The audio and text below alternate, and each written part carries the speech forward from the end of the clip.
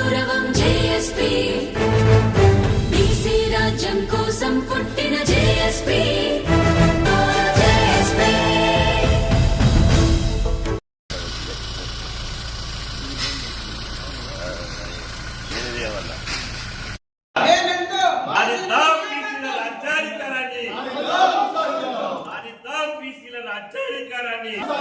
పోరాడుదాం BC ముఖ్యమంత్రి సాధన కోసం vote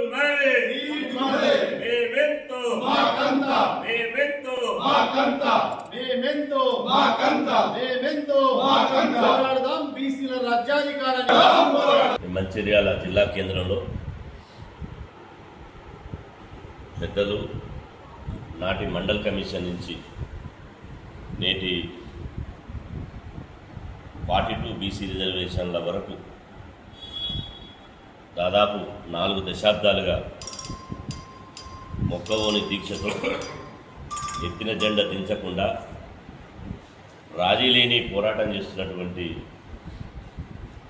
ఇలా సామాజిక ఉద్యమ నాయకుడు డాక్టర్ నీలకంఠేశ్వరరావు గారి ఆధ్వర్యంలో జరుగుతున్నటువంటి ఈ మీడియా సమావేశంలో పాల్గొంటున్నటువంటి మా సహచర ఉద్యమ నాయకులు బీసీ సంక్షేమ సంఘం రాష్ట్ర కార్యనిర్వాహక అధ్యక్షుడు కుల్కచర్ల శ్రీనివాస్ ముదిరాజ్ గారు, బీసీ విద్యార్థి సంఘం జాతీయ అధ్యక్షుడు తాటికొండ విక్రమ్ గౌడ్ గారు, అదేవిధంగా జిల్లా నాయకత్వం అంతా, ఎందుకంటే ఒకరి పేరు చెప్పి ఇంకొకరి పేరు చెప్పకపోతే బాగుండదు. ఈ మంచిర్యాల జిల్లా బీసీ నాయకత్వానికి అనేక త్యాగాలు కూర్చి ఈ మంచిర్యాల జిల్లాలో బీసీ హక్కుల కోసం నిరంతరంగా పోరాటం చేస్తున్నటువంటి మా మంచిర్యాల బీసీ ఉద్యమ నేతలకు అందరికీ హృదయపూర్వక నమస్కారం. ఈరోజు తెలంగాణ రాష్ట్రంలో ఒక సామాజిక విప్లవం మొదలైంది. ఈ సామాజిక విప్లవాన్ని ఎవడు ఆపలేడు. ఎవడన్నా ఆపాలని ప్రయత్నం చేస్తే ఈ సామాజిక రథచక్రం, సామాజిక ఉద్యమ బండి పల్లె నుండి పట్నం వరకు బయలుదేరింది. ఆపాలని చూస్తే ఇక ఎక్కించి తొక్కించుకుంటా పోవుడే. వారసత్వ రాజకీయాలకు, ధన రాజకీయాలకు, కుల రాజకీయాలకు కాలం చెల్లింది. ఒకవేళ కాదు కూడదు అని మేము అదే సాంప్రదాయ పద్ధతిలో, పాత పద్ధతిలో, ఇంకా మూస పద్ధతిలో మేమే ఉండాలి, మా కుటుంబమే ఉండాలి, మేమే పరిపాలించాలి, పీడికడి శాతం లేకున్నా సరే, మా జనాభా లేకున్నా సరే మేము గుత్తాధిపత్యం చేస్తామంటే ఇక నడవదు. తెలంగాణ రాష్ట్రంలో నడవదు.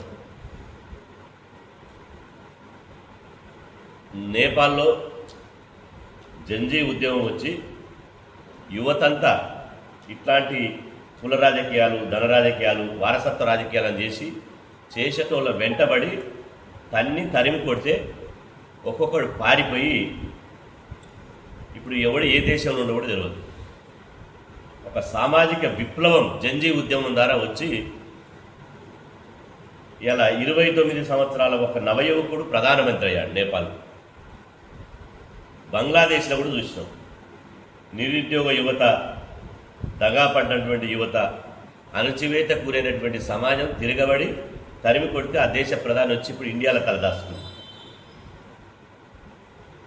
ఇక్కడ కూడా మీ వారసత్వ రాజకీయాలకు కాలం చెల్లింది. మీ కుల రాజకీయాలకు, కుల ఆధిపత్య అగ్రవర్ణ రాజకీయాలకు కాలం చెల్లిందిగా. వచ్చేది బీసీల రాజ్యమే, రాసుకోండి. 2028లో 100% బీసీలే ఈ రాష్ట్రాన్ని ఏలబోతున్నారు. బీసీలే ముఖ్యమంత్రి పీఠ మీద కూర్చోబోతున్నారు. అగ్రవర్ణ ఆధిపత్య రాజకీయాలు ఎంత పరాకాష్ఠకు చేరినాయంటే ఇప్పుడు ఉన్న నియోజకవర్గాల్లో 119 నియోజకవర్గాల్లో ఎస్సీ ఎస్టీ నియోజకవర్గాలు 32 పోతే ఓ 10 నియోజకవర్గాలు హైదరాబాద్లో ఓల్డ్ సిటీలో పోతే మిగతా 70 నియోజకవర్గాల్లో ఈ అగ్రకుల ఆధిపత్య దొరలు పటేళ్లు తిష్ట వేసుకొస్తున్నారు.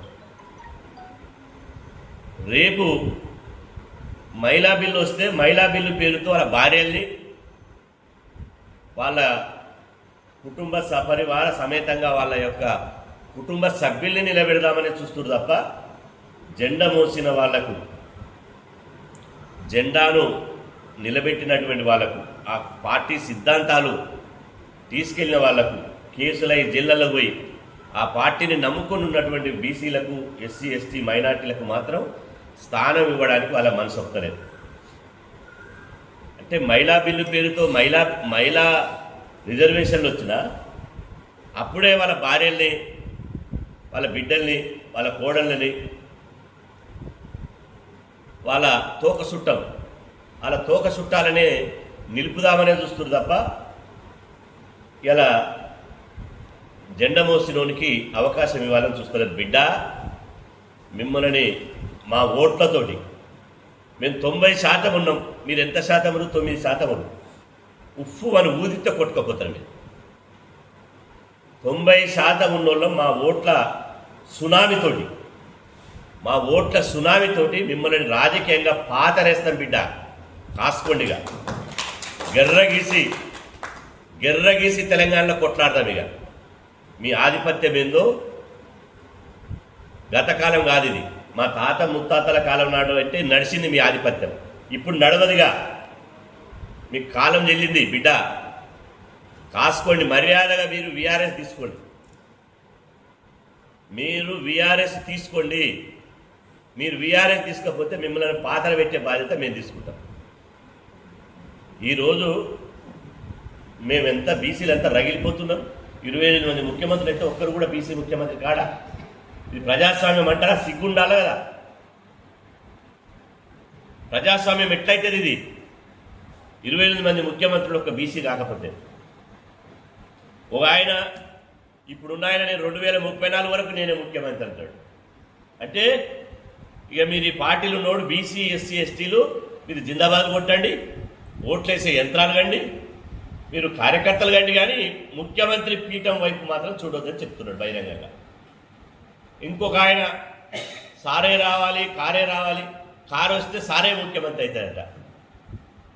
ఏమన్నా సిగ్గుశరం ఉండాలంటారు.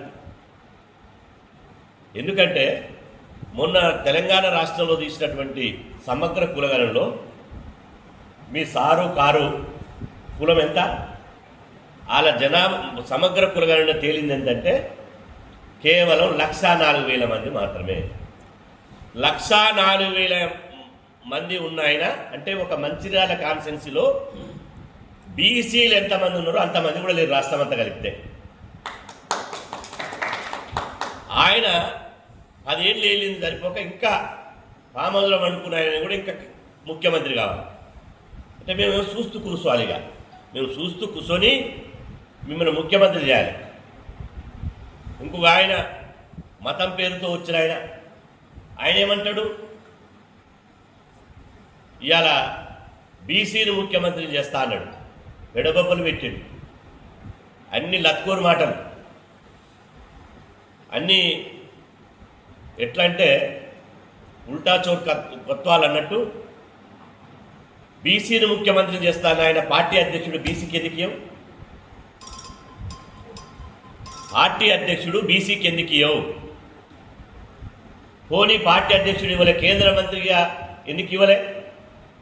పోనీ కేంద్ర మంత్రి కూడా ఇవ్వలే, మరి రోల్ లీడర్ అని ఇవ్వాలి కదా. రాజాసింగ్ కంటే కట్టర్ హిందూ కూడా నుండా ఈ ప్రపంచంలో? రాజాసింగ్ కంటే కట్టర్ హిందూ కూడా నుండడా? రాజాసింగ్ బీసీలలో అత్యంత వెనుకబడిన కులం, లోధి కులం, 4 సార్లు ఎమ్మెల్యే. మరి ఆయనకి ఎందుకేలే ప్రతిపక్ష నేతగా? పక్క పార్టీలు అరువు తెచ్చుకున్నటువంటి కాంగ్రెస్ పార్టీ నుంచి అరువు తెచ్చుకున్న మహేశ్వర్ రెడ్డికి ఎందుకు ఇచ్చారు? శాసన మండలి ప్రో లీడర్ అని ఇచ్చారని ఏవిఎన్ రెడ్డి విద్యా సంస్థలు నడిపి పేదల రక్తం తాగటానికి ఇలా శాసన మండలి ప్రతిపక్ష నాయకుడికి ఇచ్చారు. సామాజిక న్యాయం తెలంగాణలో ఉందా? ఇక నిన్నమన్నా కొంతమంది మా తెలంగాణ అని రొమ్ములు విరుచుకొని జబ్బలు తెచ్చుకుంటున్నారు. అరే వద్దురా నాయన, మనం రొమ్మిడ్చుకొని తొడలు కొట్టి మీసాలు చూవలసింది మన బహుజన రాజ్యం కోసం, మన బీసీ రాజ్యం కోసం. తెలంగాణ వచ్చి ఎవడి పాలైంది? తెలంగాణ వస్తే మాకు ఏం ఒరిగింది? బీసీలకు ఏం ఒరిగింది? నేను బహిరంగంగా ఎవరితోటైనా ఓపెన్గా చర్చించడానికి నేను సిద్ధం. ఒక దమ్ముంటే రండి. తెలంగాణ వచ్చినాక బీసీలకు నయా పైసా లాభం లేదు. తెలంగాణ వచ్చిన తర్వాతనే ఇంకెక్కువ అన్యాయం జరుగుతుంది. తెలంగాణ వచ్చినాక ఇంకెక్కువ అన్యాయం జరుగుతుంది. నేను అంకెలు సంఖ్యలు బీసీని ముఖ్యమంత్రిని చేస్తాను, బీసీ మంత్రులని బర్తరఫ్ చేస్తుంది. దళితుని ముఖ్యమంత్రిని చేస్తాను, దళితుని బర్తరఫ్ చేస్తుంది. ఇక ఎవడు ముఖ్యమంత్రి కాడు? ఈ 2% ఉన్నోడు, 0.5% ఉన్నోడు, 3% ఉన్నోడే ముఖ్యమంత్రి అంటే ఈ 90% ఉన్న బహుజనం బీసీ ఎస్సీ ఎస్టీలు మీకు ఊడిగం చేయాలనా? రాజకీయ ఊడిగం చేయం బిడ్డ. మీ పీఠాలు కూల్చేస్తాం, గుర్తుపెట్టుకోండి. మంచిర్యాల గడ్డ మీద నుంచి హెచ్చరిస్తున్నా, సిద్ధంగా ఉండండి. ఇక మీ పీఠాలు కూల్చేసి ఒక్కటే ఉంది. ఏం చేసుకుంటారో చేసుకో. మిమ్మల్ని ఎవ్వరిని వదిలిపెట్టే ప్రశ్న లేదు. మేము అవమానాలు పడాలా? 4 తరాలు ఉద్యమంలో ఉండి ప్రతిరోజు నిత్యం అవమానాలు పడాలనా? మాకు ఆత్మగౌరవం లేదా? బీసీలకు చీమునెత్తులు లేదా? చీమునెత్తులున్న బీసీ ఎస్సీ ఎస్టీ మైనార్టీ బిడ్డలారా, ఈ అగ్రవర్ణ ఆధిపత్య దొరల పటేళ్ల పాలనను కూలదోయండి. ప్రజాస్వామ్యబద్ధంగా శాంతియుతంగా మన ఓటు ద్వారా ఇప్పుడున్నటువంటి అగ్రవర్ణ పాలనే తెలంగాణ రాష్ట్రంలో అగ్రకులాల పాలనే. ఇది చివరి పాలన. మేము శపథం చేస్తున్నాం. మా మంచిర్యాల నుంచి ఇది శపథం చేస్తున్నాం. ఇప్పుడున్న అగ్రకులాల పాలనే చివరి పాలన కాబోతుంది. వచ్చేది బీసీ రాజ్యమే. ఇది ఎవ్వడు ఆపలేడు. తస్మత్ జాగ్రత్త. ధన్యవాదాలు. జై బీసీ.